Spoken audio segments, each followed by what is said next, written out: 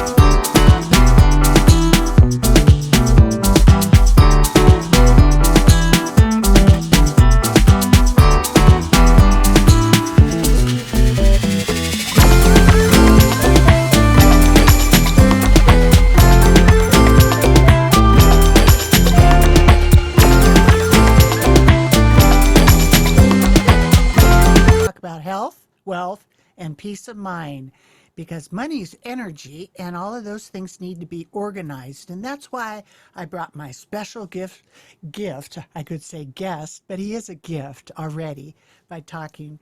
And, you know, Mike, I'm really glad you joined me today. And maybe you could just tell us a little bit about why right now do you want to talk about burnout? What's going on with this burnout? You think it has something to do with the last few years or what? It definitely has been amplified over these last few years, but burnout's been around a long time. Dr. Herbert Freudenberger wrote a book called Burnout, and it was released in 1980, so 80. So that's a while ago.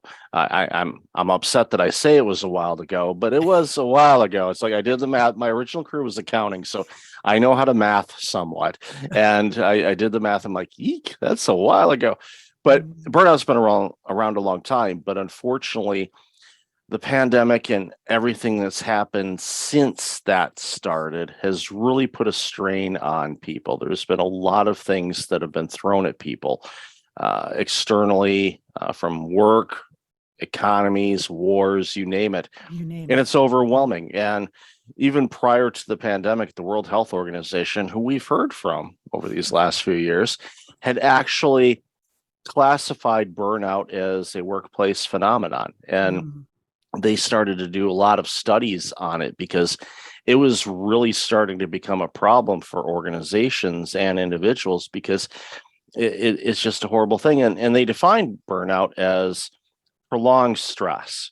So you mhm. can't just wake up tomorrow morning and say, oh, I caught burnout. I wish it was that simple. No, prolonged stress over a period of time is Right. what turns into burnout, which you're overwhelmed, you're fatigued, you can't keep up with the demands of life, and it just feels like that there's no end in sight. And unfortunately, we're seeing a lot of people in every sector going through this. Right. And it's speeding up like we were talking about, right? And that it's moving so fast that it just seems like that people are on this treadmill. And with all of the fear that's coming at us from the, next World War III and the economy, like you said, all these things, I think this is a great time for people to follow their dreams, don't you? I do, and we're seeing that. I think a lot with, especially with employers and people that are leaving their jobs, the great resignation or quiet quitting, were all the phrases that we're hearing around Right. the water coolers these days. I think a lot of it has to do with people, and the pandemic may be to thank for this slash blame for this, but I Mhm. think people took some time and they reevaluated what was important to them. And I don't think people had been doing that much. And when they had that, wow, we're all going home, we're not able to go to work, we can't go into stores or restaurants, and everyone's wearing a mask, and massive numbers of people were passing away. I think a lot of people did a bit of a gut check and went, okay, what do I want to do? What's my role in life? And hopefully for many of them, they took that time. Many didn't. They were focused on what was going on and living and breathing by what the news was telling us, and that was causing them more stress, which of course prolonged stress turns into burnout. So I think a lot of people are are taking stock, but not enough. I think more people need to. That doesn't mean I want everybody to quit their job, because I am a firm believer, even though I'm an entrepreneur, that not everybody is wired for it. It is a Right. very challenging thing. You're basically trading your 9 to 5 for the 6 a.m. to midnight job. It's Yeah. not it's not this, oh, I'll just do No. this and all of a sudden, No. no, you have to put in a lot of time and effort into it. This particular organization, Breakfast Leadership, I launched this in 2016.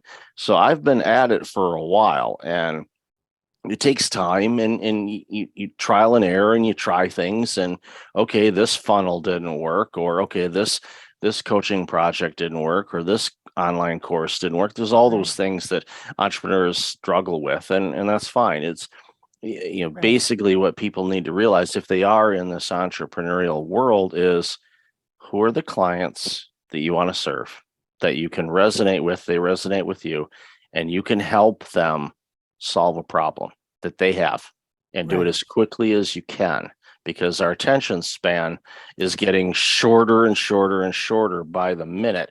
Yeah. And hence you see on YouTube Shorts, 15 seconds. It's like, okay, and people used to watch, hour-long shows without a problem. Now it's like an hour. I can't watch that.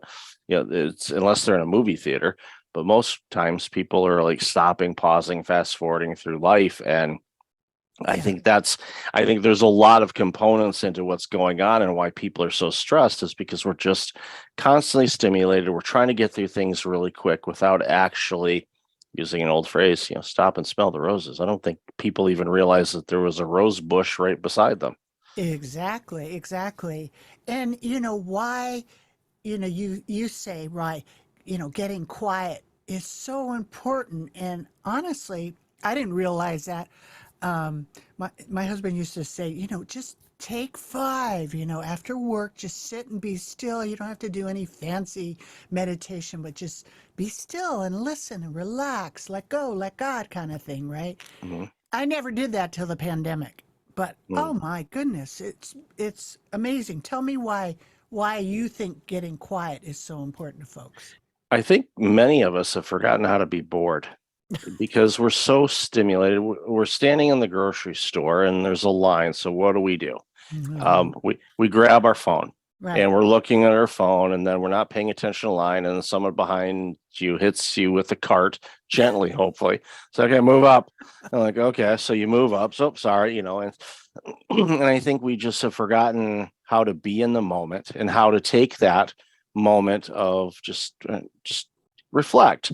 And I know a lot of people that are really successful. There's a colleague of mine in San Diego, and one of the things that she does, she's got a stressful job, but it's not the most stressful job on the planet. And I'm not about to guess what that could be, because everybody has an opinion on that. But one of the things that she does before she goes into her home, she pulls up into her driveway, she turns off the car, and she just kind of sits there for a second. She might be listening to music, she might not be, but she just kind of sits there for a few minutes and goes, okay, we're going to unwind slash detox slash whatever you want to call it from the stress of work, or of the activity that you did.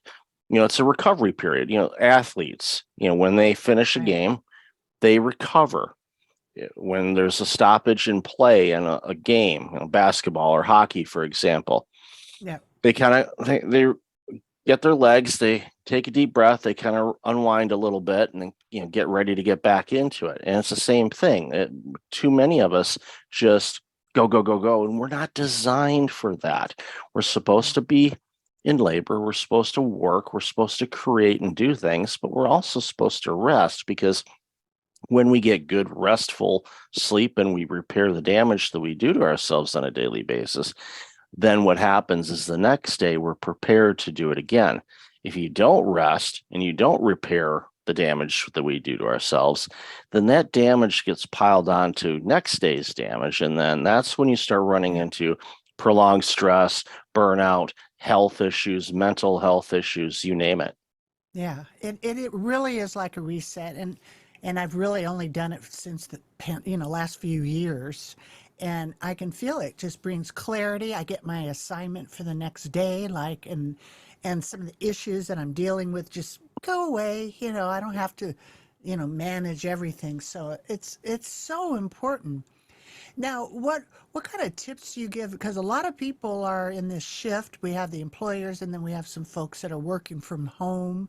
And tips like what kind of good tips do you give people when they're pretty much virtual most of the time? Yeah, for working from home, you have to establish boundaries of when you work and when you don't. And unfortunately, Right. especially in the early days of the pandemic, where many people became full-time school teachers as well, the realization came in that, wow, I work roughly 9 to 5, and that seems to be the same hours that my kids are in school. How's that going to work? Well, they realized really quickly it didn't. So what they had to do is adjust accordingly and say, okay, we're going to make sure that the kids are on the computer doing their schoolwork and not playing on their PlayStation. And you're Yeah. also navigating through Zoom meetings and work meetings and whatnot. And many people, what they were doing is they said, well, you know what? Because I have to work on some things without getting interrupted by my kids, I'm going to get up a little bit earlier, and they work. And then maybe they'll work later into the evening. The problem with that is that prolongs your day, and that makes for really long days. And a lot of people, especially parents, had to deal with that. But nice side effect in a way for some people is they realized that they did their best work later at night. And some organizations that had the flexibility said, well, sure, you can work and do that work later on, because it Right. didn't impact Right. it didn't Mhm. impact the team, and actually they were able to get the work done uninterrupted, and the quality of their work improved. We've seen that people that are working remotely, statistically globally anyway, is productivity either stayed the same or slightly improved Hmm. than it was working in the office. And a lot of that had to do because of interruptions, the silos at work, having to wait for people. It forced the hand of a lot of companies to take a look and go, okay, how does work flow in our company? And they said, okay, we've got some bottlenecks. Let's see if we can address these. And they leveraged technology, and they were able to streamline some things. So there was a lot of people that found themselves to be more productive in a remote situation. Yes, there's some dynamics of team dynamics and interacting with people and working with people in person. And we're still sorting this out. I know a lot of people, going back to we have the short attention span. We also have this short patience of wanting a solution to a problem. And I think that was one of the things that was so frustrating about the pandemic is we thought, okay, 2 weeks to flatten the curve and we'll be done. Hmm. It's been a long 2 weeks. Yeah, sure. It's Right. so Yeah. we and Right. so Right. in that aspect, and that was what's so frustrating to a lot of people. It's like this should be over by now, Yep. because we've been programmed to have things start and end within a few minutes or 20 minutes and instant gratification. Well, we didn't get that, and so our bodies and our brains are going, this isn't This adding is up. What's going right. on? Right. So the boundaries are on when you work and when you don't. So you and That's work good. with your employer, work with your customers, make sure everybody is in agreement as best as you can of when you're working and when you're not. And don't work right up to the time you go to bed, because your body needs time to unwind, Right. sit in the driveway and detox from your Yeah. workday. And I know some people that literally, and when I started working remotely, and this was back, a long, 2007, I was working for a healthcare organization. And for the first few months of the organization, our clinic wasn't built yet. So I had to work from home. It was actually the first time that I actually got to do that at any, for everyday kind of situation. A one off here and there wouldn't be a big deal, but every day for several months. So I thought, okay, what am I going to do? And I literally, in order to program my brain to say work day is over, because I was using the same computer as I would at during normal days and research and personal stuff, I would literally go out my front door, go into the back door in the morning, and then reverse it at the end of the work day. So I knew I'm done. Of course, Mhm. got out of my work clothes. I Right. dressed in work clothes as well. Most Mhm. people didn't do that during the pandemic. They were in Right. t-shirt and shorts and sweatpants and all of that. And one of the things that I joked with people as people were starting to go back to the office, at least part-time, I said, no, this is going to happen. We are going to go back to the office at some point. So if you haven't put on your work clothes in a couple of years, you might want to try those on before you have to go back in the office, because there's a distinct possibility they're not going to fit. And I'm not going to make judgments as to why they don't fit, because you got thinner or what was probably more reality for many of us. Mm-hmm. So I said, hey, you try them on. And if they don't fit, you've got some options. Number one, you find that treadmill, go get the Peloton again, or, find a local gym and start working out, lose that weight, or order some new work clothes, because my hunch is, even though you can work remotely, they probably haven't changed the dress code policy for t-shirt and sweatpants in the office. So be prepared. And I think a lot of people just got, I don't want to say lax, but they got comfortable with it. So for me, what I do is when I'm working, I'm focused on it. I set up my environment to mimic what it would look like if I was working in an office somewhere. Computer, desk, ergonomics, you name it.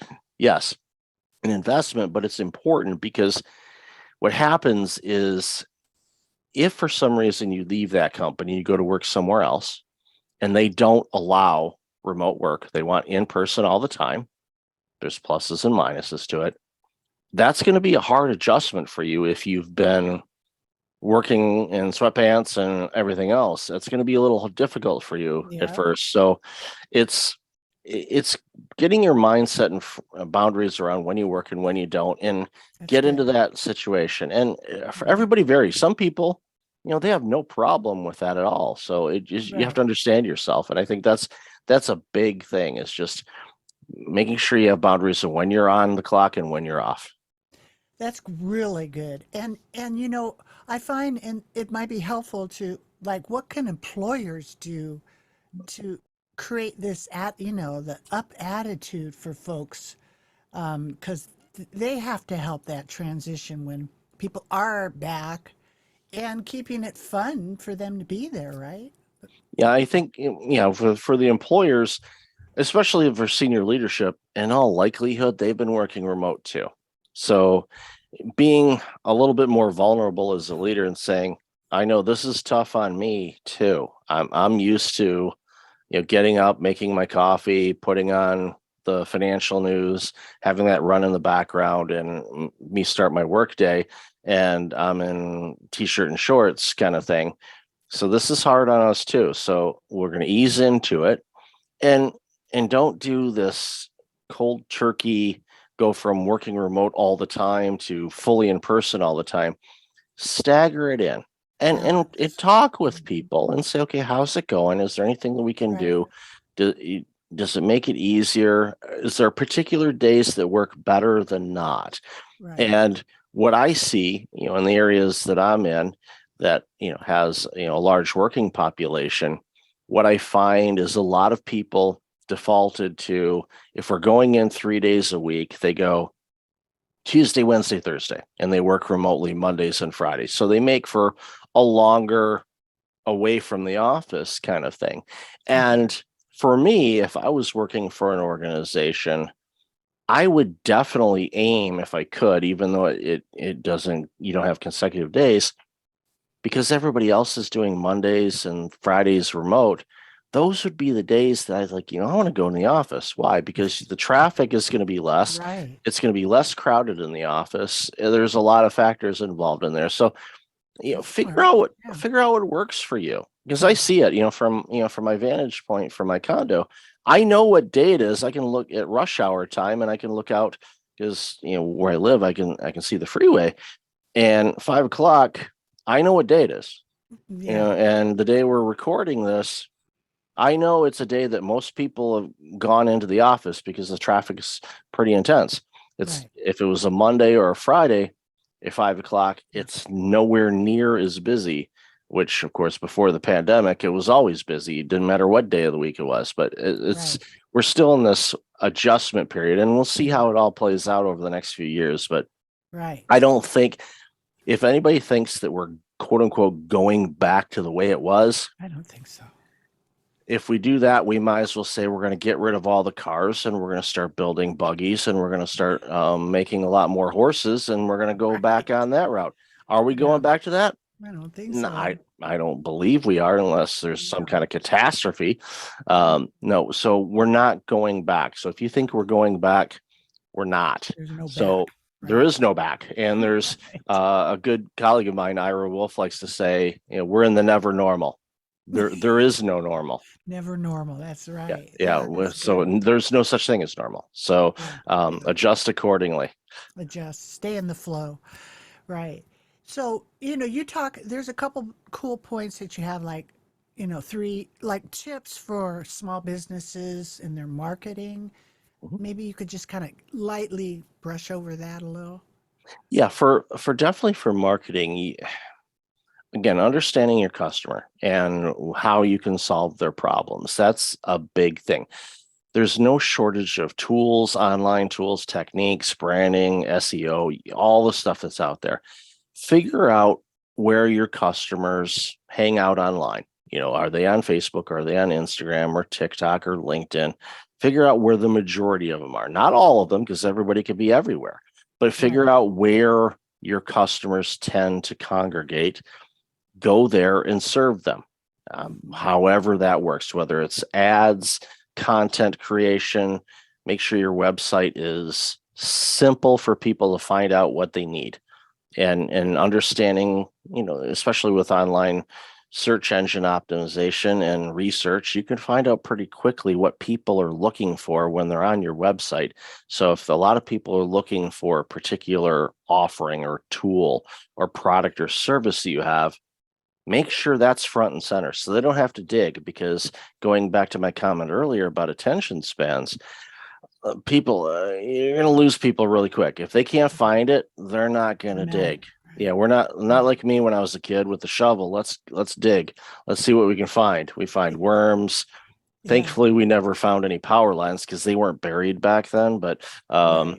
call before you dig. Yeah, that taking all the fun out of kids, man. That's not fun. Yeah. Um, Yeah. but Right. yeah, or at least Right. call the power company, figure out where the lines are, and then have your parents or caregivers build a little box around there. Okay, you can dig there. Don't dig Right. there. Have fun. Otherwise, Yeah. you're going to discover the power of electricity, and Mm, that's not a way to discover it. So, yeah. understand where your customers are, where they play, and where they congregate, and serve them. Right. Provide content that's really helpful to them, and be available to them when they need things. That's and just go above and beyond. Make Yeah. We hear the phrase, you used to heard customer service. Now we hear customer experience. And that's where a lot of organizations are really thriving, is being a customer for somebody is an experience. We know what Apple does. We've seen that. We know what other organizations that thrive do. It's an experience to go into their store or to buy something online from them. It's different. It's different than just the transaction of, I want this, add to cart, pay for it, go. That they make it different. Right. Right. And no matter what your product or service is, if you can differentiate from the norm and make it just a little bit different, they're going to notice that. They're going to appreciate that. They're going to tell their friends about it, and you'll have a longtime customer, which makes a big difference in the work that you do. That's good.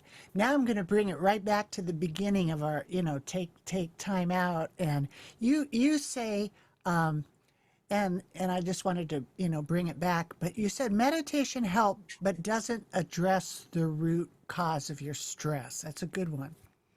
Yeah, it's a lot of people when they say that they're burned out, I tell them, you can stop the burnout a lot faster than you think. You can get back to don't want to use the word normal because Ira will kill me, but you get back to a more even state, Right. which you feel better. You're like, okay, I feel better. But that didn't address why you burned out or why you had the prolonged stress in the first place.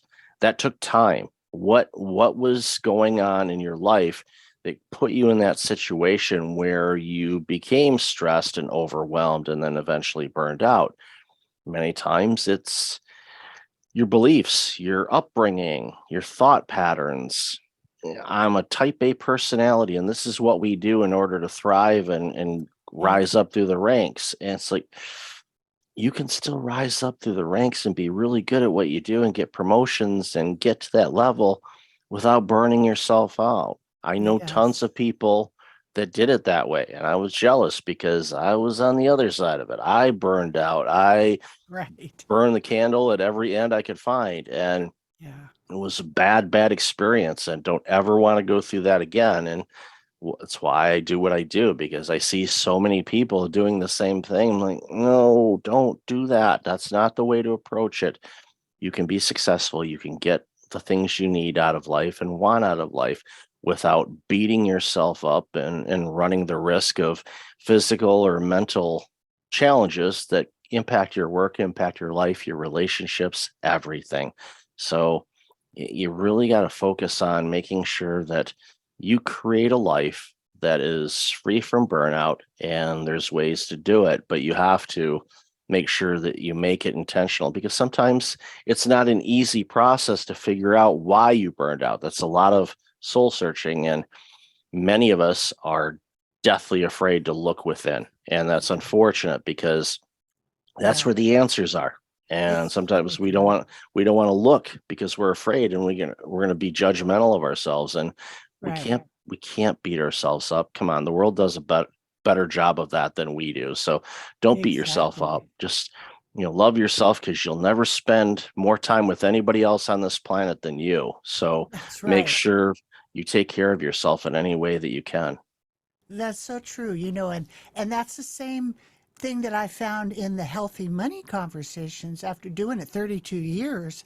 I Mhm. found around year 25 that most of it was behavioral. And I spent more time coaching folks on their behavior with their money because that's how they were brought up or that's Mhm. all they knew. And we're so judgmental on ourselves.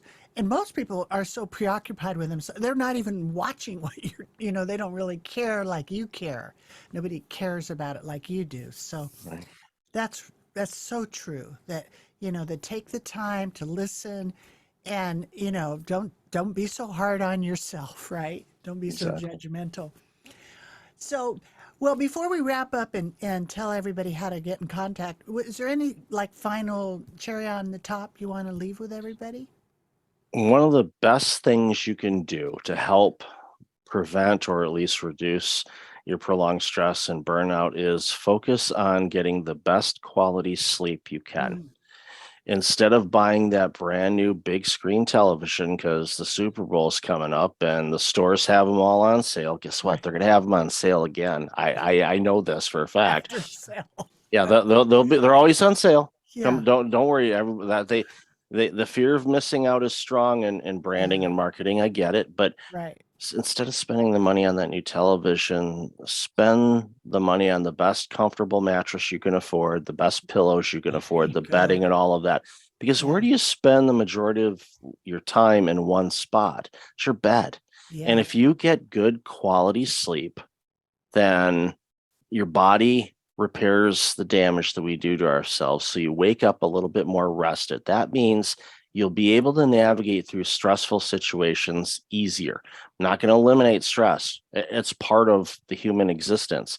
But if you're rested, then those stressful situations aren't as stressful because Right. you're able to see clearly, navigate, you have more cognitive ability, your relationships are better, food tastes better, you name it. There's Yeah. so much about getting good sleep. There's other things you can do to prevent burnout too, but get the sleep and really focus on that. And if you're struggling with it, then work with your healthcare provider and figure out some ways to improve your sleep, because it's going to have such a positive ripple effect on every aspect of your life. Fabulous. That sounds good to me. That's where you see the little mattress floating along the cloud. Mhm. So tell everybody how they can get in contact with you and follow up and what's going on there.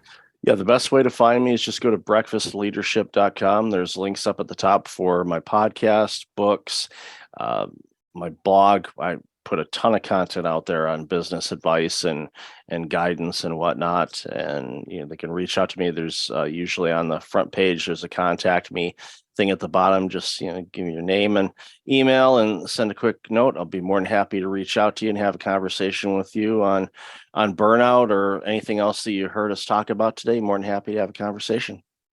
Fabulous. Michael, it's been a pleasure having you here today on Money 911. Thanks so much, Kris. Appreciate it. Right. There's so much to learn about healthy money. I hope today's discussion brings you one step closer to securing and protecting your future. So you can get started on the right foot, go to meetwithkrismeller.com and schedule your free financial fitness strategy session. Thank you for listening, and please subscribe to Money 911 so you don't miss our next episode, which includes health, wealth, and peace of mind.